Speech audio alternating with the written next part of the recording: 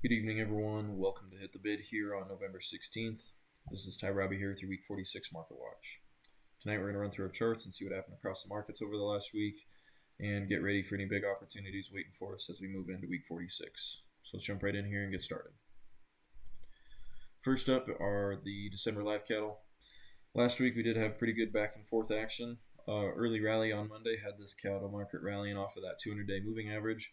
However, we did see that selling pressure step right back in across Tuesday and Wednesday's action, reversing there before we reached up into our moving averages. Sellers remaining aggressive here as they push this market lower over the next 3 days with Thursday and Friday's action testing new lows. We did see that big sell-off on Thursday while Friday's action was a bit mixed. We did see an early squeeze lower down there below our bear pivot from last week at 218 and undercutting that 200-day moving average. However, we did see a nice little snapback rally there as prices rallied back up to a high of the day coming in at 220.62 before finishing the day basically unchanged. At the moment, there was that probe of that 200-day moving average as well as that prior week's low, but this settled back here inside our bear pivots here and above that 200-day moving average is a possible sign of life here from the bulls. This early week rally looked like a bit of a dead cat bounce there, but at the moment we continue to see some decent support at that long-term support line. At the moment, this December contract is going to be one to focus on. However, we are also rolling over into this February contract. February contract overtook that December contract in volume for the first time on Friday, so this will be the new focus as this market will begin rolling over into February in the week ahead. Same story over here in these February fats, except we didn't see that flush down below that prior week's low. Early rally that was sold off, but then this market just continued to maintain this 215 to 221 area, showing good support around that 200-day moving average as well on this February contract. Also seeing an equal high here with this high we saw back in June. Good prior highs now becoming support, along with that rising long-term support line at that 200 is a good spot for the bulls and showing that they do have some signs of life here. As we move into next week, we will be focusing on this February contract, and so our pivot points for the week will be 221 and 215. If we do get continued offers down here below 215 and more price acceptance below that 200-day moving average, this live cattle market could continue to accelerate here to the downside. Any offers down here below 215 and a quarter, which was Friday's low, should see this thing sending down here towards 205 to 2 even. That $2 mark is going to be a key psychological level here in these live cattle markets. As we look out here into those late 2026 contract months, it is only about $6 to $8 here off of that $2 mark. So look for the downside target to be that $2 mark in some of those back months, while these December, February, and April contracts will be eyeing that 205 to 210 area. Those are downside targets in case we get a continued flush down below this prior week's low. As we can see here, these early spring and summer months all showing equal lows here between the prior 2 weeks, so that is a good sign. Once again, showing good support around that 200-day moving average on these front month contracts. If we do get some bids and we do get equal lows that hold over the last 2 weeks, if we do get bids back here above 221.10, which was Friday's high, could see this thing kind of snap back up here and retest some of this overhead supply. Last week's high up there near 228 and a quarter on this February contract, and that 20-day moving average will be target number one. Bulls want to continue to fight back up here against these declining moving averages and this overhead supply zone. There are going to be plenty of sellers above here that will definitely want to start fighting back in this 230 area. We have seen a lot of selling pressure over the past few weeks here as we've broken down below that key level. Bids above 221 should have us starting to attack that, and the bulls want to start to carve out a range here for a potential rally into the month of December. However, there's still a lot of structure that needs to be built here before we can start to think about that.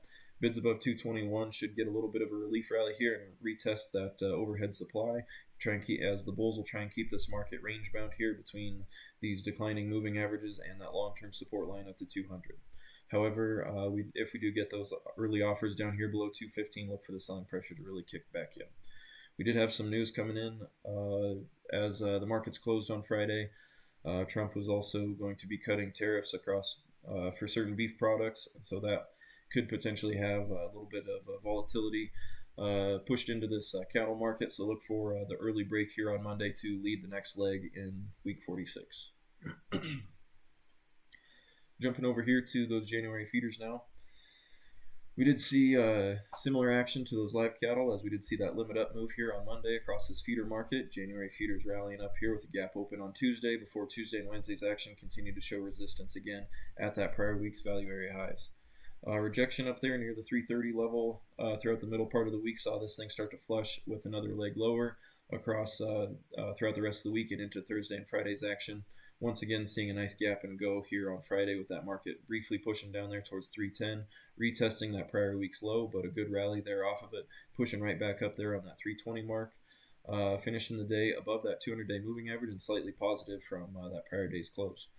Continuing to see good support here in this 310 to 320 area, similar to that 218 to 223 and 215 to 220 mark here in those fat cattle.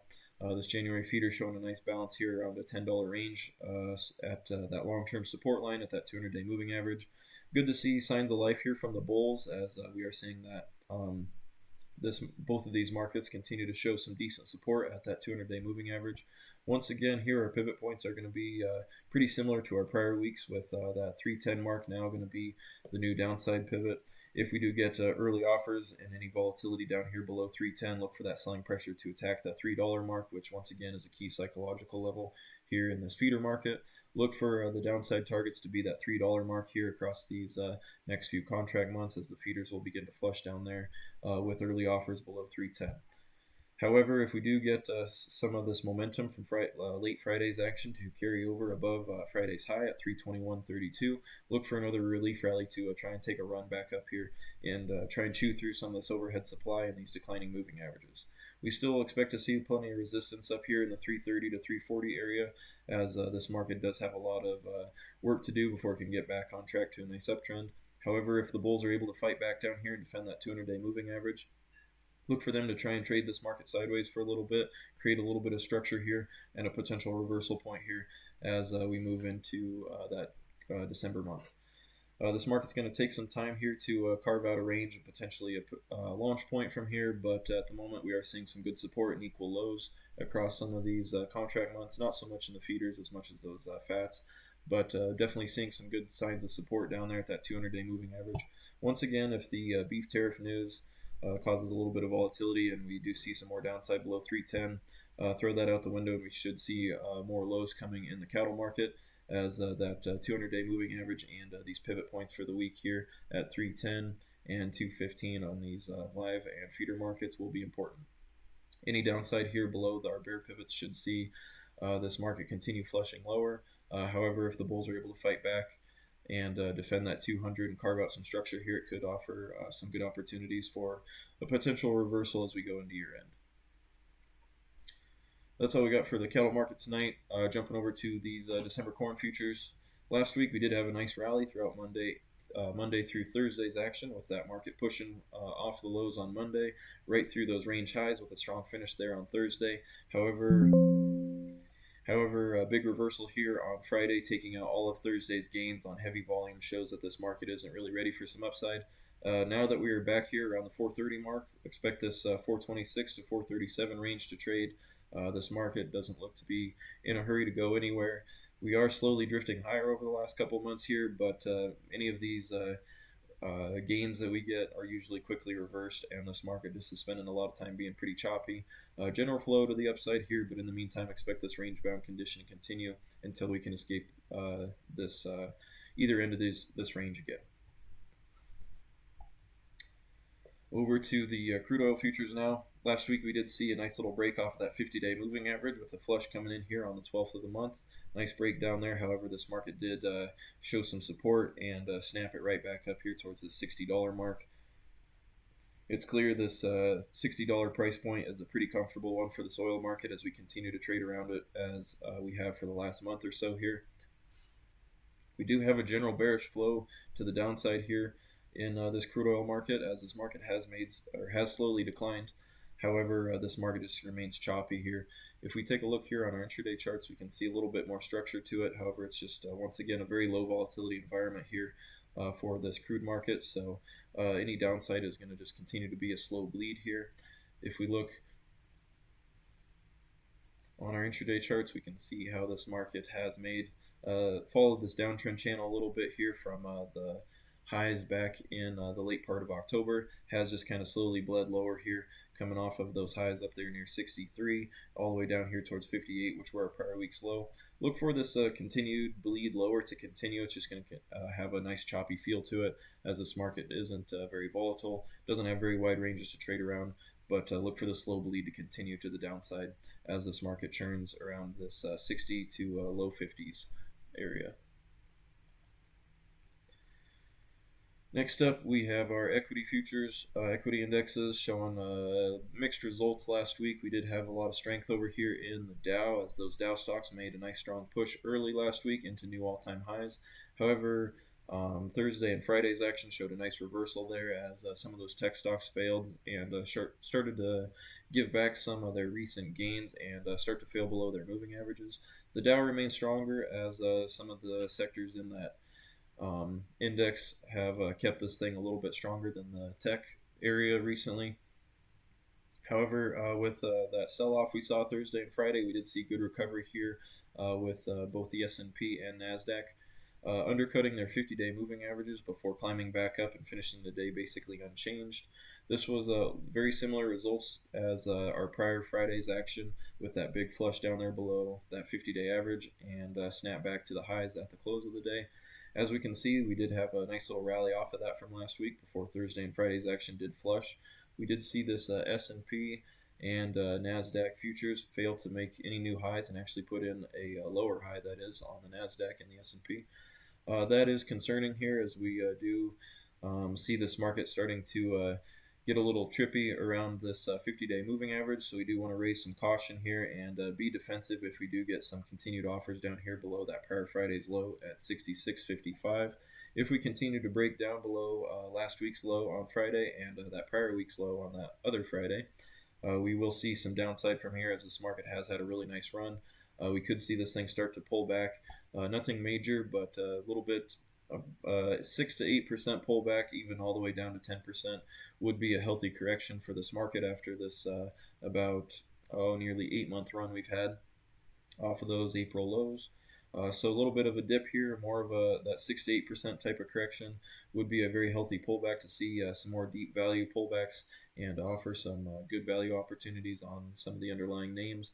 However, if we do get some early bids back here above 67.95 to start the week, look for another run up here at that 6,900 mark and potentially back up to new all-time highs. We definitely need to see the S&P and NASDAQ maintain this prior Friday's low.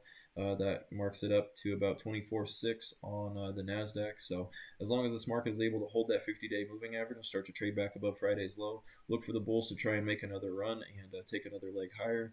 But we do just want to continue to be cautious here as we're trading around this 50-day average, as acceptance down here below it could result in a more corrective move that could get this market to pull back a little bit more significantly. No bear market concerns by any means, but a little bit deeper correction would be good and healthy for this market before we continue and set up for a nice run into year end. But at the moment, all of our trends still remain intact. We do have a lower high here on the NASDAQ and the S&P to be concerned about, but these relative lows here around that 50-day moving average continuing to show support shows that we are still seeing this market showing some good buying activity.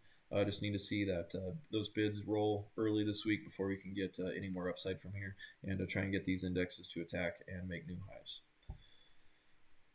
That's all we got for this evening. Thank you guys for tuning in this weekend. We will be catching you guys for closing comments tomorrow on the 17th. Thanks for tuning in. Everyone have a good night.